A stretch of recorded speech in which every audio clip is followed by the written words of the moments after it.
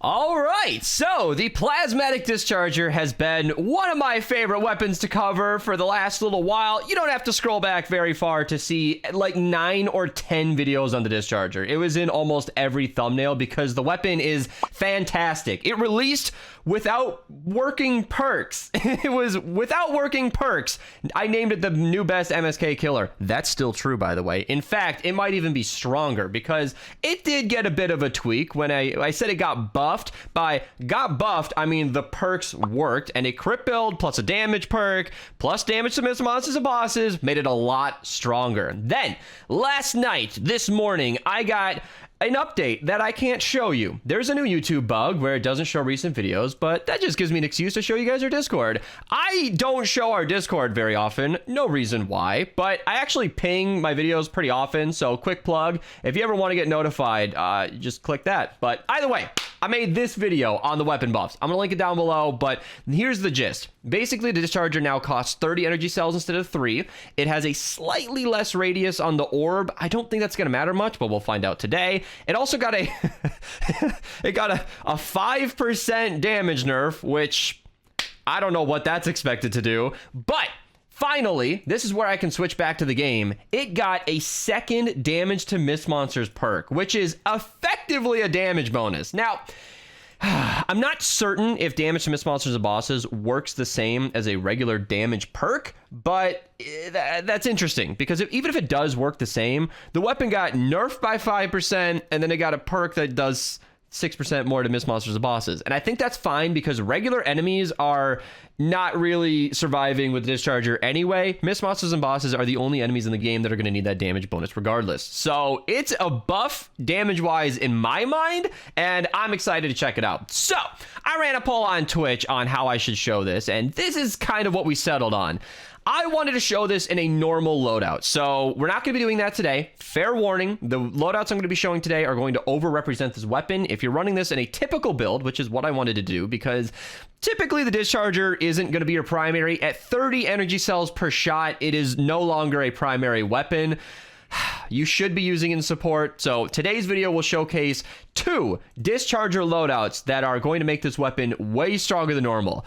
It's going to be a bit of an overrepresentation, but I just wanted to make that clear. I am going to be running a slight variation to our Frost Knight build. Night Stalker will not be in this loadout. I don't think that's going to be necessary. I think 8-bit demo is going to be more useful than ever because a 20% chance not to consume ammo might just save you 30 energy cells every once in a while, and there aren't that many weapons, or I'm sorry, hero perks that actually buff this weapon regardless. So we're going to be running a demo penny boom base build with 8-bit Penno as shown. Then we're going to use extraterrestrial Rio, who's also the commander in the other loadout, going coconuts just for health, and it buffs your damage by 16%, which is really, really nice. Then we got sub wafers just to activate that rock and riff, and battle beat to activate that rock and riff. That way we can just eat a wafer, shoot a miss monster, and we won't have to wait for our traps to activate that damage. Plus boom base will be giving us crit rating and extra damage. It's a really, really nice bonus.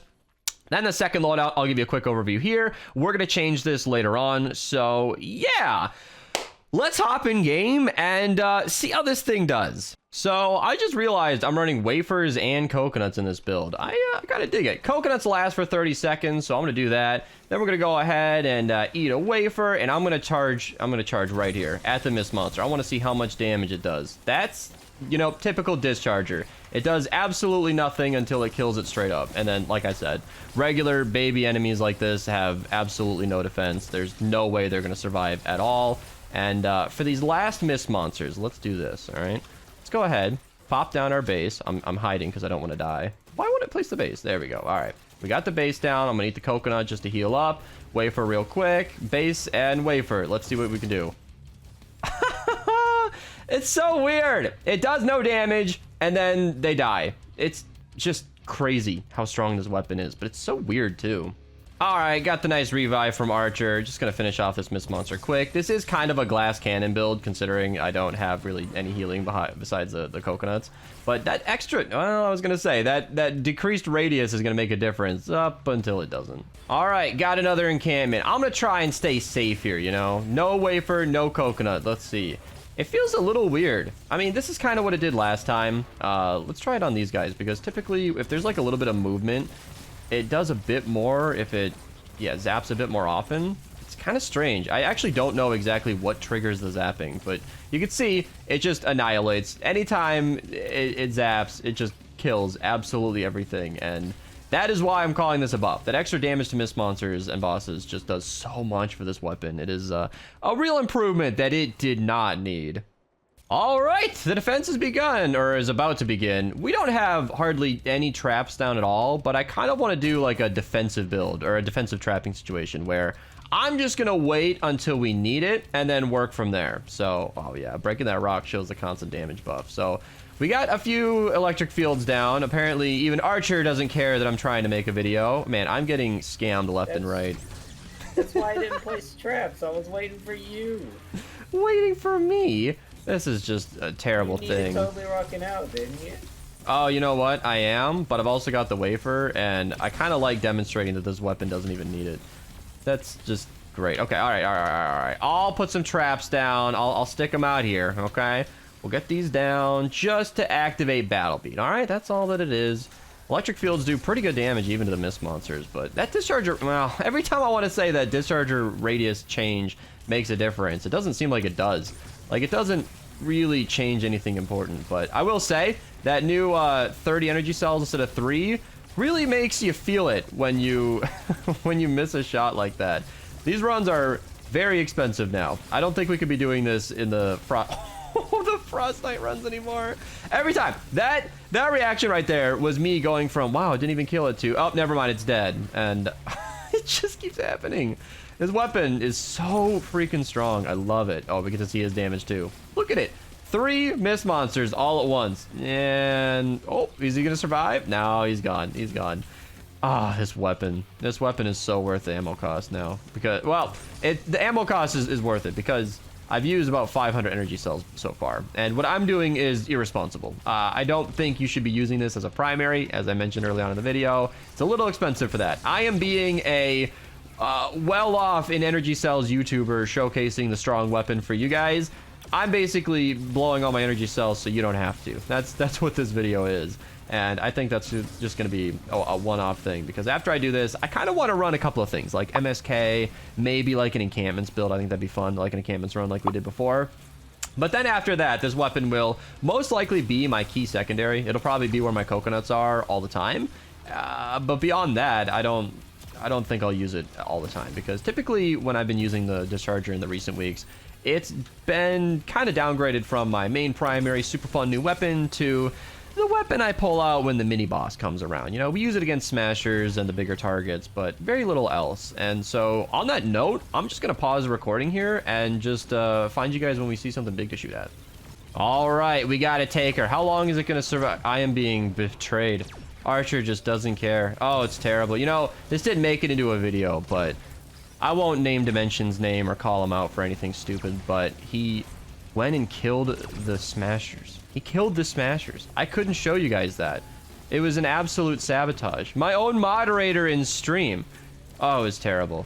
It's terrible. But you know what's not terrible? This weapon. This is just...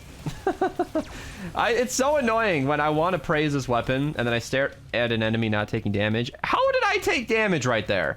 I know the beehives are there, but what hit me?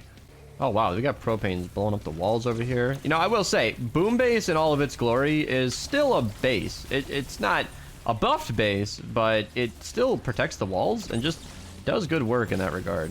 Let me just eat the wafer and then see how much more damage it does. Okay. I feel like it's a little bit slower than it was before. Like, I know it did this before, where it kind of damaged in pulses like that, but I think that's still great, because even that pulsing damage is still more than you get, because if I can compare it to the deatomizer real quick, I'll pull it out real quick. The deatomizer, you shoot it, and then that's your hit. You know, you shoot it, and that's your damage. That's it. The Discharger, it hits the ground, and then it stays there, just pulsing damage and damage and damage. So you're basically getting 5 or 6 shots out of your one shot. And this is 30 energy cells as compared to the 35 of the deatomizer. And we compare it to the deatomizer because they're so similar. They're both locked to energy. They still have the general area of effect damage. And so they're very, very comparable. Yet the deatomizer is more expensive while doing less damage. I'm not really... Look at that. Look at all that. Look how long that orb stayed in the air. It's almost like if it hits a build, it dies faster, which I imagine is supposed to be what happens. But yeah, is that a smasher I hear? Am I hearing something? Oh, we have a mini boss though. All right, let's do this. So we're gonna eat the coconut, and then we're gonna eat the wafer and charge it up. We might have to eat the wafer after. Let's see. It's never been a mist monster or mini boss killer, I should say. This weapon has always struggled with that. Anybody who's watched all my Discharger videos will know this weapon really does terrible single target against mini bosses. I don't really know the mechanics of what's going on there, but it's something that has been observed. So you could see, oh my god, probably some of the other invasion weapons are going to be better. You can see the shooting star SMG is doing really good damage from Archer. The pulse pounder AR got buffed to do extra headshot damage. It's like a 4x multiplier. So stay tuned for that video because I need to make an updated pulse pounder video. That extra headshot damage should be very significant. In fact, I probably, well, he's about to die anyway. I was going to pull it out just to showcase, but you can see the health on that mini boss did not last very long, and all of us are using invasion weapons. So yeah, definitely a strong look there. I'm very, very excited about the changes to these weapons. Oh, look, we just got some throwing thoughts running up, and they're dead. This weapon is like a mobile temporary trap tunnel, and that's kind of exactly what I said earlier with the fact that the blast stays on the field for so long. You just shoot it in one spot, and it'll cut off anything that walks into it. Unless, of course, they start walking in a different direction, and then you got 30 energy cells dissipating into nothing. Okay, we got a smasher. Down a slope as well, which means I just get to shoot an orb and watch everything die. Oh my god. We got another one over here. I think it might be the movement where the smasher charged through the orb and then took more damage as it went, but when it stood still it takes less damage. Let's see. Oh, no, yeah, it just charged right through and then died. So do you know how this weapon worked in BR, Archer? Discharger? Yeah, it's supposed to destroy anything in front of it and zap players nearby. okay. It was only in one season for like barely half of the season. Look at this damage. So with the smasher moving and the wafer active, it just annihilates it. Okay, but that one survived, but the other ones weren't surviving. I don't know what the rules are. I want to understand this weapon, but I'm failing to grasp it. Okay, here we go. Shoot it right here. Like I said, mobile trap tunnel. Anything that walks through here is just gonna die.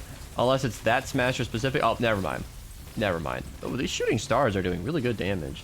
Was that the pulse pounder or the shooting star that killed that thing? I have no idea. I'm just excited about all these weapons. I wish we had more time with smashers, but we'll have next game. So yeah, Discharger with Demo Penny, pretty damn good. This is a pretty solid loadout, but let's see it with a different build.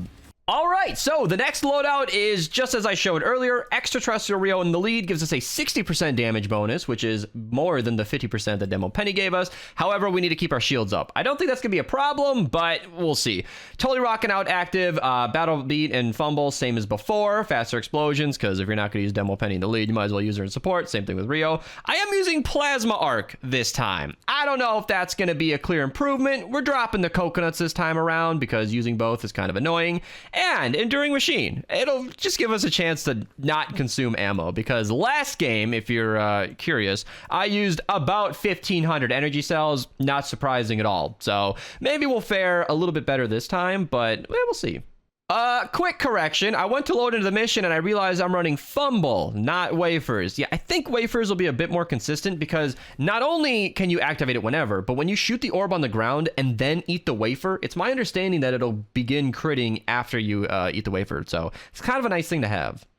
Oh my goodness, Beach pointed out 2 smashers. So I'm not gonna have Rio active because we're in the storm, but I cannot take up the... Whoa, look at that damage! He ran through it. He ran through the Discharger and it still did that much. Again, not even active right now. So I want to use that wafer trick where you shoot it and then eat the wafer and then it starts... Yeah, well, yeah, that's pretty much how that goes. Oh my god, easy cleanup unless he walks out of the range. Yeah, that new range decrease matters slightly. It's one of those things that doesn't matter at all until it does. Oh, look at this. We got an encampment over here. Now, I need to be careful here not to take any damage because I want that health to go up. Oh, I thought I'd activate. Okay. I want my shields to be up for Rio, and we can see exactly how that works. Mobile trap tunnel. Look at that. Battle Beat's totally active, just killing everything on this slope. This encampment never had a chance. I'm not even gonna waste a shot. Just a quick shockwave, and that was... Honestly, that might have been the easiest encampment I've ever seen on this channel. A good second place would be the vacuum tube bow video. Link to that down below. That encampment in the video got annihilated. All right, Archer got another smasher for me. I say another because he pointed out a smasher earlier that I just... This is so fun. You know, when it actually does the damage up front, it is incredibly satisfying. Also, by the way, the Discharger gets stuck on the Riot Husky's shield and then just murders it. It's extremely satisfying. I found this out in our Frostnite run. Link to that down below. It's a very, very fun sight. But that story that I didn't finish, Archer pointed out a smasher earlier, and the stream viewers saw it. Twitch link down below if you ever want to be a part of the fun. But I completely messed it up, so I'm not saving that clip. But thank you, Archer. All right, Archer wants to put on a little demo for us because the third rail also got buffed. 4x headshot multiplier. You have a Rabbit Raider build with Totally Rockin' Out going? Yeah, you ready? Yeah, let's see it. I want to see if you can one-shot a smasher. We've got a full party of high level... Yeah. Third rail. Stay tuned for that video. My goodness, I can't wait to check that out. All right, the defense has begun. I got a couple of ceiling electric fields down just so that I can get Battle Beat active. But beyond that, I think I just want to see what this weapon could do against some normal zombies. I mean, we already know that. It's going to be absolute annihilation. Maybe, yeah, there we go. Get that smasher over there. That's what I want to pay attention to. So the electric fields have Battle Beat active. Smasher is, yeah, just completely melted. That didn't surprise me at all. I'm... weirdly enough, having a much better time with extraterrestrial Rio rather than Demo Penny. Demo Penny is 10% less damage, but that Rio damage is insane. Then again, even without Rio, it's still annihilating enemies, assuming it actually does damage, and so this weapon's weird. I've been saying that the whole video, but regardless, it's incredibly strong. That's the takeaway from this. Look at that. Look at that damage.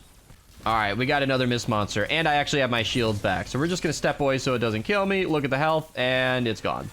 And it's gone. It's critting for over 1 million. It feels like one blast from this weapon can hit a single target for millions and millions of damage. That is so satisfying. I built up all these wafers thinking I would need them, but those electric fields have been doing a really good job, so not too big of a deal. That slow is kind of helping. You know, with that lowered radius, it's actually helping quite a bit, and I'm kind of happy to see that. So yeah, again, losing my shields is not fun, but you know, maybe I can just left and righty. There we go. Let me go. Warcry? Yeah, Warcry? I don't have a Warcry. I do. There's a smasher right here. Do it. Oh, I'm taking damage. Ah! You know, extraterrestrial Rio is typically active for a lot longer. I am playing very, very poorly, chat. Yeah, hold on. I gotta save Archer, but I want to not die. Yeah, Ben's Warcry. Thank you, chat. You see, this is why I said we wouldn't need traps. The Discharger's OP. My hero perk, my commander perk is dead right now, and it's still just annihilating enemies. Maybe I should stay down here. Yeah, a little bit safer, not taking as much damage. Oh, it's smooth sailing.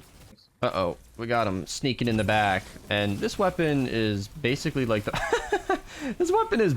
Was that you that did that damage, or was it the propane? I think it was the propane. Oh yeah, because the Discharger sets off the propane, but it's like the BFG from Doom. I've said this before it even came to the game. As soon as I read the description of like a slow-moving, pulsing damage that zaps enemies, I'm like, yep, no, that's the BFG, and it was the strongest weapon in that game, and I still think it's the strongest weapon in this game. If this is where they want the weapon to be, if this is as strong as they think it has to be or should be, I believe it's the strongest weapon in Save the World. And I don't like there being a clear answer for that, because I don't think any one weapon in the game should always be your answer. And I guess this isn't. It's too expensive to be your primary all the time like the Xenon Bow. But the Xenon Bow is not nearly as powerful as this is. Have you ever tried to use a Xenon Bow against a Smasher? I think we have all tried that and seen just exactly why it's a bad idea. But this weapon is so ridiculously strong that it can be your crowd clearing, your single target, as long as you want to spend the energy cells. So I've already spent another 1,000, so I think we're up to about 2,500 energy cells used in these couple of missions, so I guess I'm definitely paying for this damage. So I'm probably getting a weird perspective, you know. Like I have a stockpile of materials, but if you're a new player using this weapon, I'm sure you'll learn very quickly that it's not something you want to be spamming willy-nilly like I am. So on that note, let's hang out until we see some bigger targets. Oh, look at that wave. Oh, it's so good. This is the same thing I enjoyed in our Frostnite run. I already plugged it, but I'll put it on screen again because it's just fantastic. The way it slowly goes through a crowd of enemies, killing everything at once. And again, one of the drawbacks of this weapon is that it's very slow. So this has happened a lot even in the Frostnite run, where when you want to take out a taker that's trying to kill you, the weapon is far too slow to react to that. And flingers, for example, you can't really do much against them because they're so far away. So, you know, it's not a perfect weapon, and I'm glad to see that. I think every weapon in the game should have pros and cons. You know, people ask me, what's the best weapon all the time? It's literally my most popular video. Link to that down below if you somehow haven't seen it. But I'm glad when people ask me, like, oh, what's the best shotgun? I don't have a clear answer. Like, okay, what's the best SMG? I don't have a clear answer. Like, I say it's the Thrasher, but there are... Did that just get one-shotted? There are a lot of really good answers, so it's really not as cut and dry as one being the king of them all. However, in this case, I want to say there's a close exception, but I don't know. The instant damage of the pot shot or the wrath is still very, very nice. So let's get some campfires down because I'm gonna die and see where this mini boss is. What do we got dealing with here? Okay, good. It's not ricochet and it's not smokescreen and it's not trap vulnerable, but it's also not dead. Oh my goodness. Yeah. The Discharger single target.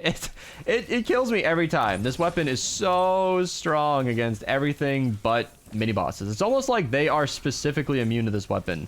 I don't really know what the deal is because this is extremely unimpressive damage and I don't exactly know what's going on, but I think it's going to take some teamwork to take this thing down. I'm going to just go back to the regular targets because I'm not going to be able to help much against the mini boss. All right, here we go. Couple of... Oh, my goodness. Is it going to die just right away? No. Oh, well, then it does. I don't know what the rules are. Maybe somebody in the comments can break this down. Oh, let me just... Yeah. I always love making the propanes kill themselves. Okay, that one survived, but you get to protect the trap and they die right away. It's super satisfying. I always feel like I'm charging up when I'm not. It gets me every time. Every time. Eat a couple of wafers just so I can feel like I'm using them wisely. It doesn't affect my traps or anything, but I gotta kill these enemies that are trying to zap me from range because I have not had my shields up hardly at all. I think Demo Penny is a lot more consistent. Like I said, I'm playing very lazily. This build was this build around us was not set up very well for keeping my shields up, and Intergalactic Ken actually is really good in support just for keeping your shields up based on damage dealt. So there are ways to deal with this. I want to say that I'm using this suboptimally. Before somebody in the comments tears me apart, I just wanted to admit that straight up because I wanted to go for all damage, but then half the time my commander perk's doing nothing. So I guess that didn't exactly work out. Then again, I'm looking at like the Frostnite runs where I get spoiled by these very safe builds where I don't take that much damage in general. And I feel like, oh yeah, I'll always have my shields available, but it just depends on how you build it. Like right now, I did this giant ceiling of electric fields, which gives me almost no line of sight when I'm up there and leaves me very exposed when I do try to use it. So not the safest configuration. And then here I'm fighting all the enemies eye level and I'm getting zapped from the side all the time. So there are smarter ways to use this, but with a weapon this strong, it doesn't even matter. This is such a strange day. We were waiting for the Discharger nerf for so long, and then what did they do? They buffed it. They made it stronger barely, essentially kept the damage the same while making the ammo cost finally make sense. In my mind, that is hardly a nerf. And I guess I'm happy, but I'm cautiously optimistic. I want to be happy about this update, but I still think it's too strong. I don't know. I don't know. Let me know what you think in the comments down below. I'll see you guys in the next one. I'll be checking out all the invasion weapons. So if you're watching this as of release, those will be coming out. If you're watching this in a few days, they're probably on the channel, and you should take a scroll because they're probably there for you. I'll see you guys in the next one, and yeah, thanks for watching. And